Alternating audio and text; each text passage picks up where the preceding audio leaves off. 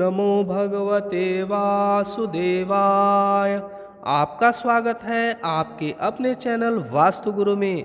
आज का एपिसोड अत्यंत महत्वपूर्ण है। आज के एपिसोड में मैं वैशाख मास के शुक्ल पक्ष की मोहिनी एकादशी का महात्म्य बताने जा रहा हूँ।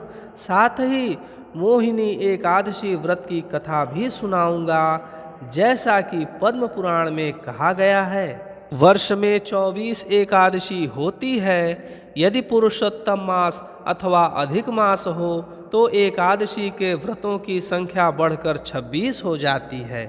मोहिनी एकादशी व्रत का महात्म्य सुनने से पहले हमारे चैनल को सब्सक्राइब, लाइक और शेयर करें एवं बेल आइकॉन जरूर दबाइए, जिससे आने वाले एपिसोड की जानकारी आपको मिलती रहे। यदि आप वास्तुशास्त्र से संबंधित किसी भी शंका का समाधान करना चाहते हैं तो स्क्रीन पर दिए गए नंबर पर व्हाट्सएप कर सकते हैं। भगवान विष्णु का ध्यान करते हुए आइए सुनते हैं वैशाख मास शुक्ल पक्ष की मोहिनी एकादशी का महात्म्य एवं मोहिनी एकादशी की व्रत कथा, जैसा कि पद्म पुराण में कहा गया है। युधिष्ठिर ने पूछा, जनार्दन, वैशाख मास के शुक्ल पक्ष में किस नाम की एकादशी होती है, उसका क्या फल होता है तथा उसके लिए कौन सी विधि है? भगवान श्री कृष्ण बोले, महाराज, पूर्व काल में परम बुद्धिमान श्री रामचंद्र जी ने महर्षि वशिष्ठ से यही बात पूछी थी जिसे तुम मुझसे पूछ रहे हो। श्री राम ने कहा, भगवन, जो समस्त पापों का क्षय तथा सब प्रकार के दुखों का निवारण करने वाला व्रतों में उत्तम व्रत हो, उसे मैं सुनना चाहता हूँ।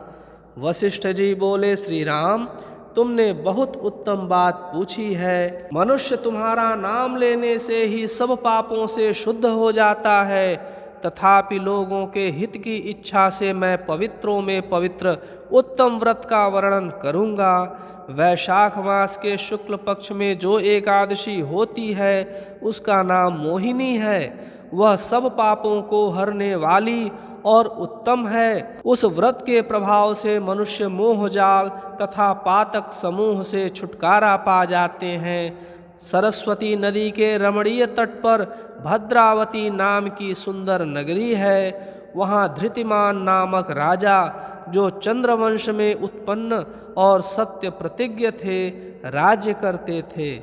उसी नगर में एक वैश्य रहता था जो धन धान्य से परिपूर्ण और समृद्धिशाली था। उसका नाम था धनपाल।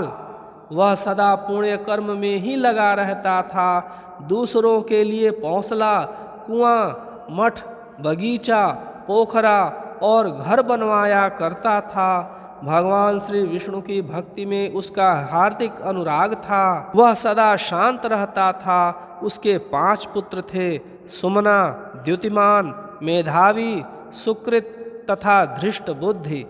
धृष्ट बुद्धि 5वां पुत्र था। वह सदा बड़े बड़े पापों में ही संलग्न रहता था। जुए आदि दुर्व्यसनों में उसकी बड़ी आसक्ति थी। वह वेश्याओं से मिलने के लिए लालायित रहता था। उसकी बुद्धि न तो देवताओं के पूजन में लगती थी और न पितरों तथा ब्राह्मणों के सत्कार में। वह दुष्टात्मा अन्याय के मार्ग पर चलकर पिता का धन बर्बाद किया करता था। एक दिन वह वेश्या के गले में बांह डाले चौराहे पर घूमता देखा गया।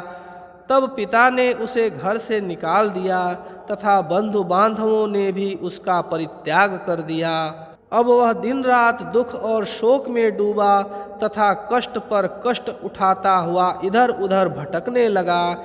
एक दिन किसी पुण्य के उदय होने से वह महर्षि कौंडिन्य के आश्रम पर जा पहुँचा। वैशाख का महीना था। तपोधन कौंडिन्य गंगा जी में स्नान करके आए थे। धृष्ट बुद्धि शोक के भार से पीड़ित हो मुनिवर कौंडिन्य के पास गया और हाथ जोड़ सामने खड़ा होकर बोला, ब्राह्मण द्विजश्रेष्ठ, मुझ पर दया करके कोई ऐसा व्रत बताइए जिसके पुण्य के प्रभाव से मेरी मुक्ति हो। कौंडिन्य बोले, वैशाख के शुक्ल पक्ष में मोहिनी नाम से प्रसिद्ध एकादशी का व्रत करो।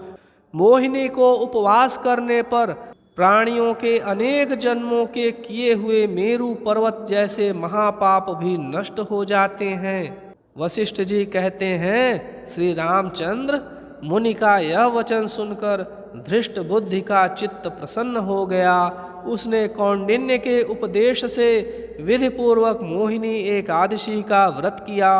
नृपश्रेष्ठ, इस व्रत के करने से वह निष्पाप हो गया और दिव्य देह धारण कर गरुड़ पर आरूढ़ हो सब प्रकार के उपद्रवों से रहित श्री विष्णुधाम को चला गया। इस प्रकार यह मोहिनी का व्रत बहुत उत्तम है। इसके पढ़ने और सुनने से सहस्त्र गोदान का फल मिलता है। आप परम सौभाग्यशाली हैं कि मोहिनी एकादशी व्रत का महात्म्य आपने सुना, जैसा कि श्री रामचंद्र जी को वशिष्ठ जी ने बताया था। समस्त 26 एकादशी व्रत कथाओं को सुनने के लिए देखते रहिए आपका अपना चैनल वास्तुगुरु। ओम नमो भगवते वासुदेवाय।